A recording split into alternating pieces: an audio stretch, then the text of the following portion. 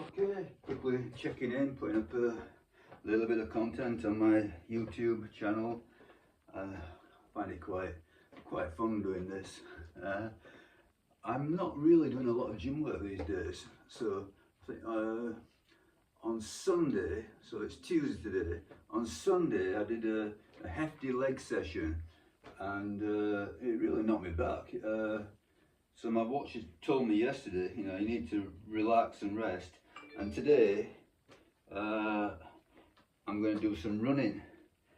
So more than likely tomorrow, being Wednesday, I'm going to do an upper body session. And it looks like, for the near future anyway, for a considerable period, I'm going to say until about maybe, Christmas time. Yeah, so it's about a 3-month block. Yeah. That's the way it's going to be.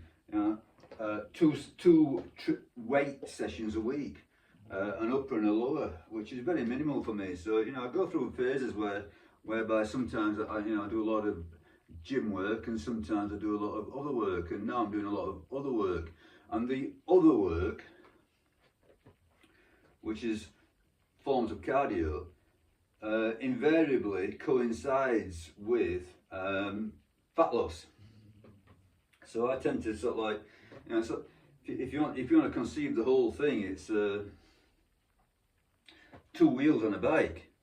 So on the one side, on the one wheel is sort of like gym emphasis, so strength and lifting emphasis, and a bit of hypertrophy, and that's accompanied by relatively heavy eating.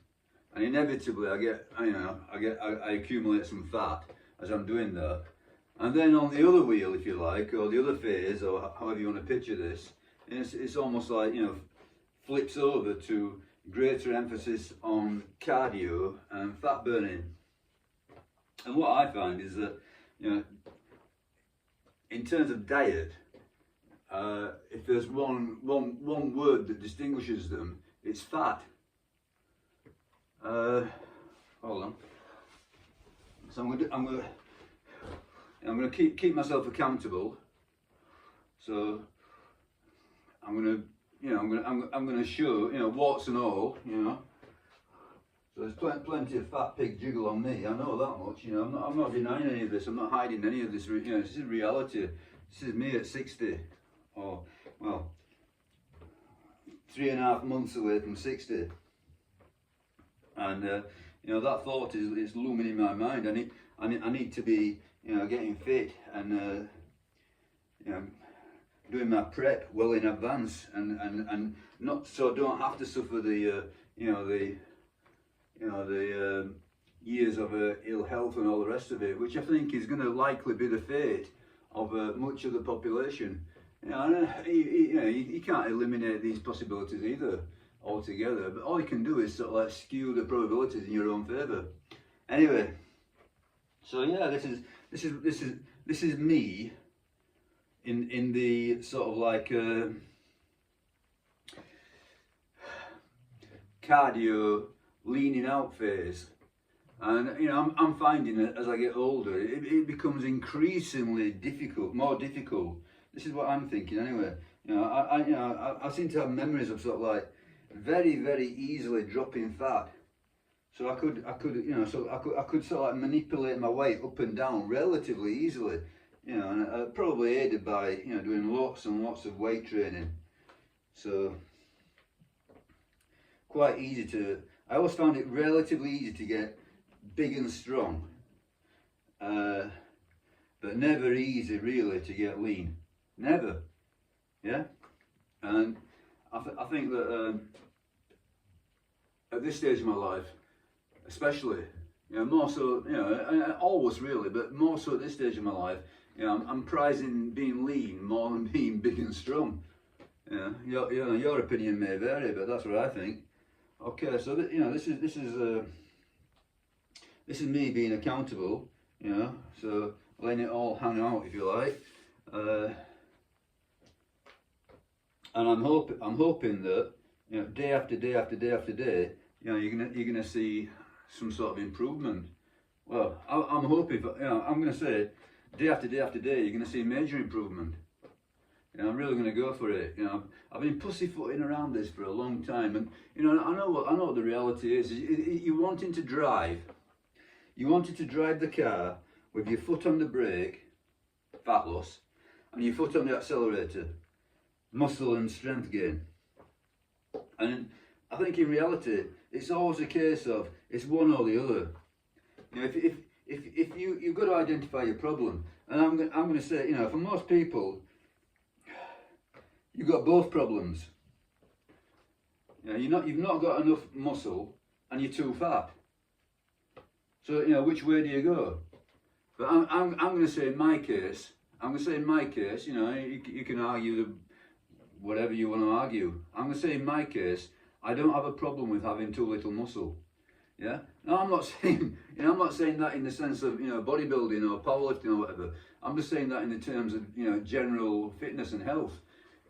My issue is not not a lack of hypertrophy. Yeah. Okay. That's what I think. I'm big enough. Yeah. I'm more than big enough. My body weight this morning was still 85.5, so that didn't shift. But weighing yourself on a daily basis, which I'm not going to do that. I think it's a dumb thing to do. But the scale's there in the bathroom, and sometimes it's convenient to step on the scale. So I got weighed today 85.5 again, exactly the same as yesterday. So I was a bit disappointed actually. I thought that yesterday was relatively subdued eating. I thought, oh, it's going to move the scale, but I didn't do anything yesterday. That's the reality of it. Yesterday I did no training whatsoever. I did very, very, very little. Directed by the watch, obviously. So today I am actually going to train. So today is running hard intervals for VO2 max training. And I've actually got this. I don't know if you can see this. Yeah, new shoes. These are brand new on. Yeah, and these are. These are the sort of like new weird style, if you like. I feel a bit weird to me, but this is the second pair that I bought. I thought they're an offer. So how the hell they managed to ship them over from China at these prices, I don't know. But I got two pairs. They're so cheap. Yeah, I think about £10.50 a pair. And what they are is they've got this sort of like huge sort of like foam support, but they've also got a carbon plate. I don't know if you can see it at all. It's a black. It's that black plastic bit there. Well, plastic. It's a carbon plate, and apparently the carbon plate and in combination with the foam sole makes you run faster. Yeah. But generally speaking, I run in minimal barefoot shoes. But when I'm doing this sort of like this VO2 max stuff, really hard, fast, fast pace, this is really, I'm going to really throttle it. It's going to be really hard. Yeah, I'm dreading it already. It's going to be a really tough session. But I think that when you're doing that sort of like not far of sprinting, you're better off having some good padding, as much padding on your feet as possible. That's why I chose these shoes, specifically for these type of sessions. So hopefully they'll last me a good long while, because normally when I'm doing, the vast bulk of my running will be fairly easy, long easy. I'll do that in barefoot shoes. But just for this really hard, fast stuff, I'll use these very padded, supportive shoes. Yeah, and hopefully that's safer on my feet. But yeah. Yeah. Anyway, I didn't want to go on too long. You know, I'm just, as I say, you know, this is, you know, as I do these subsequently, I'll probably just do it for, you know, 2 or 3 minutes, and I will check in, and I'm going to show my, you know, my physical condition, and I'll, you know, I'll talk about, you know, whatever arises. But this is, you know, in a way, this is to motivate me. You know, you know, if you put yourself out there, you're accountable. You can't simply, you know, oh, I'm hungry, I'm quitting. You know, you can't do that so easily anyway. You know, it's going to be very difficult for me, you know, in a week or two's time to say, oh, I'll quit again. You know, no, I'm gonna see it through for, you know, a good period of time, and I'm gonna get into a decent condition. Yeah, I'm not exactly sure what the end point of this is, but I'm looking at 80 kilos. You know, down 5.5 kilos or so. I'm looking at under 80 kilos, and even then I'm not sure. I'm not sure what I'll do if I get there. Well, I'm not sure what I'll do when I get there. Yeah, I mean, there's various possibilities, but you know, I think, you know, if you're a natural trainer, if you're not taking drugs, you know, if you're a natural trainer, and if you're concerned with health at all, yeah, I think much more than likely your best policy is to observe the BMI. Yeah, so for me, a BMI of 86 kilos is obese. Now I'm 85.5. You know, I'm not sure that many people would say, you know, I doubt this anyway. Yeah, I don't think many people say, you know, you look obese. Yeah. You know, so they might say, you know, you've got a fair bit of fat on you. You don't look anything. You know, you don't look lean.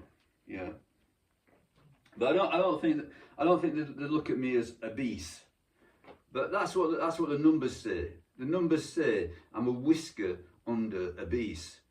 Okay, and you know, tell the truth, I don't much mind being overweight, because I think that if you're carrying a, you know, a substantial amount of muscle, then yeah, that's gonna mitigate that to a certain extent. But I'm thinking, you know, there's still negatives. You know, still carrying weight. There's weight on your heart, weight on your joints. Yeah, it's affecting my VO2 max. Let's say it's affecting my resting heart rate. Things that I consider very important. So yeah, better muscular weight than you know, visceral fat or whatever.